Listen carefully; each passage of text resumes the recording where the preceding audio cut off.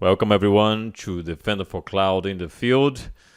Thanks again for your audience. We have so many episodes coming up really fast because all these things that are happening in this space. I would just make sure that if you are not a subscriber to the Microsoft Security channel, click on the AKA link below and subscribe to our playlist. That way you can get all the episodes as soon as we release. Recently we had RSA and we have some really important announcement RSA, an addition to the Microsoft Defender for Cloud family, which is the Defender for API. And to talk about this space here, no one better than a product manager that is part of the team that created this product. And I'm really, really excited to have him on the show today. Welcome to the show, Preetham Naik. Hey, Yuri. Thank you very much, and excited to be here talking to you about the Defender for APIs product. Preetham, welcome to the show. First time. Glad to have you here. Before we start talking about API security, give us an overview about what you do for Microsoft. Awesome, sure. So I'm one of the senior product managers with Defender for APIs. I've been with Microsoft for just about a year now, but have had awesome experiences with the teams, with the products, and getting to learn at scale. So super excited to be launching our first product in the API security space and talk more about it through this call. Absolutely. And this is a very, very kind of new area. So instead of going straight to the product, let's do a different approach. Let's talk about the problem space, right? Because we are hearing a lot about API security for the past couple of years, but nothing really specific. But now it's becoming reality. So why API security is so important? Why should I care about it? Great question, Yuri. So first of all, let's start with what APIs are, right? So API itself is application programming interfaces. When we think about APIs in today's world, APIs are at the core of communication. They are the building blocks of any modern applications, enabling different software systems to interact with each other. And they also power a lot of connected experiences. For example, you may be booking a travel online, looking up weather from your mobile app, or buying groceries from any of your mobile applications. Chances are that you're encountering APIs almost every day. Now, especially in the recent times, we have seen that almost over 83% of the web traffic is driven by APIs. Now, this proliferation of APIs has also become very critical to enterprises, especially with those who are moving into this API first approach, to manage and handle a lot of API related vulnerabilities and risks that are surfacing up. And especially when we look at it at cloud scale, this exponentially increases. For example, this could include just leaving those APIs unauthenticated. APIs have different logic, and by design, they are expected to exchange some information that could be potentially valuable to external threat actors with data breach, exfiltration, and whatnot. So API security is a big space that most of the organizations are concerned about. And in fact, to strengthen this, you must have already heard about some of the most recent attacks where large tier one organizations have victimized themselves to API security threats, causing them over hundreds of millions of dollars in addressing some of those breaches. Now, why does this happen? Primarily because APIs themselves are not handled by some of the legacy products. Like companies do have WAF, companies do have API gateway management systems. They do possibly have different load balancers, but the scope of different products are independent from how to handle threats and risks that arise from APIs. So definitely APIs have been the Wild West for most security organizations. And going forward, this is going to become a critical component in securing APIs with a targeted approach on handling and understanding how APIs work, what are the protective or protection measures that we need to have in place when it comes to API traffic. That's a very interesting point because not really a lot of companies are looking at this. So I'm wondering what is the current state of the API security market and how you see this growing the next few years. Absolutely. So we talk about this all the time. So when we think about cloud native applications or any applications that are being built with API first approach, this is growing popularity and this is gaining a lot of popularity in the market and also within the API security market, right? So what's the current state of API security, especially in the last couple of years? We've seen significant rise and proliferation of APIs and also with respect to the API attacks. Many industry analysts have also reported that there has been over 400% increase in the number of attacks that has actually targeted the APIs. Also, going forward by 2025, Gartner estimates that API security market itself is going to become a multi-billion dollar market with a CAGR of more than 32%. So this is a space that is currently growing and driven by the increased adoption of APIs across different industries, be it fintech, be it healthcare, or be it insurance or any other technology industries that leverages API. We can see this increased customer attention in leveraging and using these APIs to connecting their critical components and interacting with a large scale applications, but also the need of securing APIs, which is a critical value, and completing the overall picture of cloud native application protection platforms. So, as you said, API security fits right into the whole cloud native application protection platform, which is something that we've been investing a lot at Microsoft. But when it comes to risks, right, going Mhm, to more tangible things, what are the mhm. risks associated with API and how threat actors can exploit this? Great question, Yuri. So APIs by design, could be potentially vulnerable to various risks that can be exploited for attackers, right? For example, APIs may be missing authentication checks, or APIs are designed to handle certain sensitive information to be exchanged within the requests, within the responses, whenever the users or any clients communicate with the backend applications. Now, how does this elevate, right? So, all of the incidents that we are hearing about data breaches, account takeovers, injection attacks, a lot of these have been traditionally handled by, like I mentioned, web application firewalls or load balancers are very scoped to provide certain basic checks for APIs and its business logic validations, but they're inherently lacking certain amount of capabilities to protect and secure APIs themselves. Let me take an example, right? WABs, for example, they're designed to protect web applications from a lot of common attacks such as SQL injection, cross-site scripting, etc. But they're not configured to protect APIs by default or by design. They usually lack the ability to inspect and validate what is the API specific logic. How do we understand API related requests responses are exchanging the requested amount of data and not oversharing this information with the clients?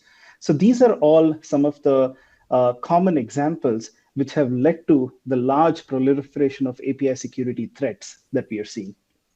And I love the fact that you brought up WAF because every Mhm. time we talk about API security, many times customers say, "No, I have a web application file, I'm okay." But what Yes. you're saying is that WAF is one layer of protection, but it doesn't really Mhm. look deeply into the API logic, right? Absolutely, absolutely, and you probably hit the right point because when we look at the defense in depth approach of API security, how do customers, or generally, how do we look at all of the security possibilities that we can architect within the systems, right? So Hmm. at the outermost layer, at the perimeter layer, I'll have my WAF, which is protecting anything that is coming from outside in. One layer deeper, I'll have my gateways management, I'll have different load balancers. But really, what WAFs have traditionally addressed is the overall OWASP web risks, that I would say. Where APIs come into picture is something that I think a lot of us are also learning in the last couple of years is there's a new set of API risks and vulnerabilities which are coined by OWASP API Top 10, which also includes certain specific targeted attacks that can hit the APIs that are being exchanged. For example, BOLA, which is broken object level authorization. These are specifically crafted and designed by attackers to enumerate different users and target the APIs where I have access to one user's API, but I can gain access to multiple other users. So these are some of the things that are designed to be protected by an API security system. And that's where it kind of enhances the value and complements having WAF gateways in place, but focuses on API security related threats. Perfect, perfect. I think that this is an excellent explanation of why the old concept of defense in depth is so applicable in this scenario. I'm just going to jump now straight to the recent announcement, right? Because you were at RSA, you were part of the team that released Defender for API. So tell me how the product was received and what customers could expect from Defender for API. Great. Yeah. I mean, first of all, it was a great experience being at RSA, launching our first Defender for APIs product. So just sharing some experiences there. First of all, customers had very good positive reactions about how MDC across the board now has included API security as part of one of its plan to bring to the market and enable our customers to also look at threats and risks that can be triggered through APIs alongside of their other cloud applications. Now at Microsoft, while we empower our customers to secure their overall cloud native applications throughout the application cycle across multi-cloud and hybrid environments, what Defender for API's latest offering in API security provides is built right within the Defender for Cloud suite of products. We help customers who have their API management services enabled APIs or configured APIs to unify all of the APIs into a single pane of glass, which means with just enabling Defender for APIs under their subscription, they can get all the list of APIs that they're managing in their Azure API management services in one single blade. And then we bring in insights which can help customers to understand, hey, are my APIs correctly configured with respect to authentication checks? Are these APIs left unattended on production? Sometimes it so happens that when the APIs are configured, deployed to production, many times the API should have been deprecated, but they're often left there. So some of these zombie APIs which are left behind are highlighted through Defender for APIs. We extend that to also classify for sensitive data checks. APIs are exchanging certain sensitive data. What type of sensitive data is this? Is this critical? Was this intentional? And bringing that visibility to customers on what type of data is being exchanged through their APIs. And further, while we highlight some of these key insights, we also are continuously monitoring for all the API traffic and letting customers know by studying how these API behaviors are happening within Defender for APIs. So this is where we bring the power of both a rule-based detection to understand some of the known kind of threats within the APIs, and also understand some of the known unknowns through our ML-based detection. And all of these will be integrated right within the security alerts of the Defender for Cloud suite. And customers can understand if there is a risk, if there is an anomaly, or if there is an active exploit against some of their APIs. Outstanding. I love the fact that we are keeping the Defender for Cloud approach of not only give the threat detection, which means identifying threat actors that are trying to do some malicious activity, but we also bring awareness about security posture improvement. So we go from the preventative aspect, giving recommendations about things that can be improved, and we also go from the reactive aspect by bringing awareness that something malicious is taking place. That's awesome. Let's jump to the demo because I'm really curious to see the end-to-end experience from the onboarding perspective, as well as maybe showing some examples of alerts and things like that. So let's go to the demo. Absolutely. And just before I jump into the demo, I also wanted to highlight one point that you rightly mentioned, that having a proactive approach and measures to customers about their API security posture management, and also bringing the ability to deeply discover any kind of active threats in the API security. We are also including some of the API management baseline security policy checks. So which means that customers can understand whenever there are certain risks and vulnerabilities highlighted within their APIs, search for those right within our Defender CSPM cloud security graph, and prioritize what kind of risks they would want to address from the management layer, and then trigger it all the way down. So it's pretty exciting, and let me dive right into Yeah, the demo when awesome. I Let's show it. let's take a look.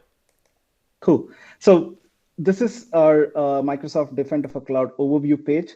So within the overview page, we go to the environment settings. Along with all the other Defender plans, we can see that API security is right under right under the other Defender plans here. What customers can now see is that, hey, I have a new plan available. It has the number of Azure API management services that can be enabled. So just with a single click of a button at the subscription level, what they have the ability is to onboard all of their Azure API management services and their APIs within that subscription being available to be protected and secured by Defender for APIs. So an important point here is that we give the flexibility now to customers that once you enable the plan, there is a second step to this where customers can go to the recommendations after enabling the plan, and under the enhanced security features recommendations, they will now see a new recommendation showing Azure API management APIs should be onboarded to Defender for APIs. What this means is that this will show a list of all the unhealthy resources, which are their APIs, and healthy resources, and that should be fixed. So what customers do is you can simply click or select all of the APIs, go to the fix button, and with a single click, all the APIs within the subscription and your individual Azure API management service will be onboarded to APIs. So once they are onboarded, you just navigate to your workload protection. So here we bring that experience of what I mentioned earlier about a unified inventory of all the APIs and then some insights alongside of it. So let's see that quickly here. Under workload protections in the advanced protection tab, there is a new experience called API security that customers can see. So when you click on the API security insights, here we show how many API collections that you have, how many API endpoints or API operations that are part of those collections, which were onboarded to protect those APIs, and how many API and service itself the customers have that were onboarded to protect. The first page is a summary page. So when we see a quick view into all the different API collections, API endpoints, what are some of the key number of API endpoints that are part of those collections, and some security insights. Now let's quickly jump into a quick jump into the quick demo of the Defender plan itself, right? So within this experience, what I have is a more concise view into the list of inventory that we show. So let's see here, we have 4 API collections here. And one of them seems interesting. So I have number of API endpoints, how many what is the activity status of this endpoints, what is the authentication, what is the external traffic observed, and some sensitive data. So let's take a look at the Echo API here. What I see here is this shows for a particular API how many different endpoints that are currently part of it. And one thing we show alongside is the endpoint name itself. What is the path? When was it last called from any kind of client or application? And what's the current status? So did we observe any kind of an API traffic in the last 30 days? If we have not, we mark it as inactive. And then we also show whether these APIs are unauthenticated or if they have no authentication enabled by just studying the traffic and monitoring for those API logs. We also show if these APIs have actually exchanged any traffic externally, which means if their APIs are externally exposed, and if they also show any kind of sensitive data. So if you see within this API, I know that my APIs are inactive, they are unauthenticated, they've not been called, they're exchanging some data externally, and they also show that they contain certain sensitive data. Now, how does this relate when we want to understand the risks within the APIs?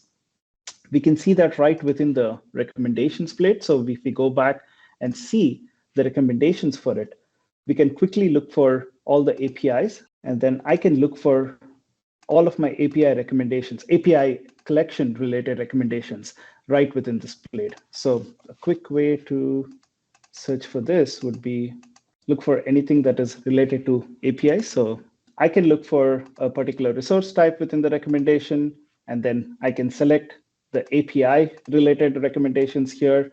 And then all the API related recommendations are shown right within the MDC's recommendation blade. Let's take a look at the couple of them, right? So when we see this, we know that, for example, one of the API, all the API endpoints which are unused should be disabled and removed from Azure API Management Services. So this is one recommendation that we show where customers can quickly see all their API endpoints which are not used or no traffic has been observed, and they can select them and quickly take certain actions or follow the remediation steps to remove them or fix these API endpoints from right within their Azure API Management Services. Now, how does this enhance the capabilities? So customers can also use some of these recommendations right within the Cloud Security Explorer. So what we show here is a new type called category called as an API will be available. And all of the Azure API management best practices are also available right within this to search as of today. So I can simply go ahead and search for all of my APM services that I have onboarded, look for all the recommendations that are there for these API best practice policies. However, I can also enhance this telling that, hey, tell me which resource types that these are resource groups these are part of, and show me all of the subscriptions that these API management resources that are part of. So when the query returns in the single pane of glass, now I have a view into my API resource name. What are the best practice policy recommendations that we have within MDC for the entire service, and which resource it's part of, so that customers can quickly look at this and take actions against them. So this Now, is one part this of it. is this is amazing. This is truly outstanding. Now let's switch gears a little bit. Do you have an example of an alert? That would Yes. be, So that yeah. was the Let's take a next look on thing. the alert. That would be great. Yeah. So while we show some of the risks within the recommendations, we also have security alerts. So like I mentioned, as the APIs are onboarded to Defender for APIs, we're constantly monitoring for any potential risks, any active exploits that can happen against customer APIs. All of those will be directly integrated within the security alerts plate inside of MDC. So here I can look for anything that is for my Azure API management services, and I can see all the API security related threat alerts. So here we have a combination of both a rule-based detection, which means was there any suspicious user agent detected interacting with an API, or was there any access from a Tor exit node that was interacting with an API? And we also have a learning-based detections, our ML-based detection model to identify and highlight if there were any certain spikes or any anomalies that were detected when we were monitoring for API threats, right? So let's take a quick look at one of the example. I'm just going to see an anomaly that showed, hey, there is a suspicious spike in latency of traffic, which means there was an unusual amount of time taken by an API to exchange the data based on the request it got. So let's see what it says. Within the security alert, we know that there is some suspicious spike in latency, but we also show what's the resource it's affecting, what's the event of interest, which means I know that there is a particular IP which made a call to an API endpoint that had a latency shown here. And this is the actual endpoint request path that it showed. Historically, what we have seen that the latency has been much lower, in the orders of magnitude lower than what we recently observed. So the deviation in this is actually what has caused this alert or an anomaly to occur. It's not just this, we also show the IP that was responsible for it, and we show some additional details about the IP so security operations and security teams can quickly take action against this. And just wanted to close out on this by telling that, hey, we also bring a deep security integration experience within Azure API Management Service itself. So the way I would do is if I'm managing my Azure APM service, I am configuring, designing my APIs, I can now get the integration right within the Azure API management. So when you go into your Azure API management service, within the security tab of your APIs, you can see Defender for Cloud directly enabled here. Now I enable this Defender plan, which means it's already monitored. All those recommendations and alerts are brought right within the experience of Azure APM. Here I can look at all the similar recommendations that I have, and we can click on one of the recommendations, and directly it navigates into the Defender for Cloud Blade, so that even the API applications teams or API developers who are working interested in quickly fixing some of these API risks can also have that experience built right within their Azure API management service. Preetham, this is outstanding. Congratulations. We work close together on this project. My team also participate in some of the insights and everything. So I knew that this was coming. I just couldn't talk about it. But I'm glad that the cat is out of the box and everyone is enjoying.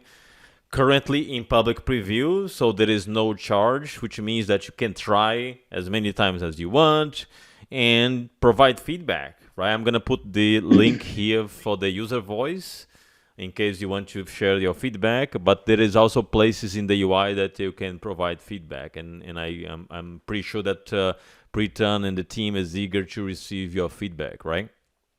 Absolutely. Would be great to collaborate, hear more thoughts about it, and looking forward to more to come. Preetham, thank you very much for taking the time. I know that was a really tough week for you, a lot of traveling, work, but congratulations on this release, and thank you for joining the show. Thank you, Yuri, and thanks everybody for this. This has been a great success. Amazing. All right, everyone, that's a wrap for today's episode. Make sure to subscribe to Microsoft Secure channel.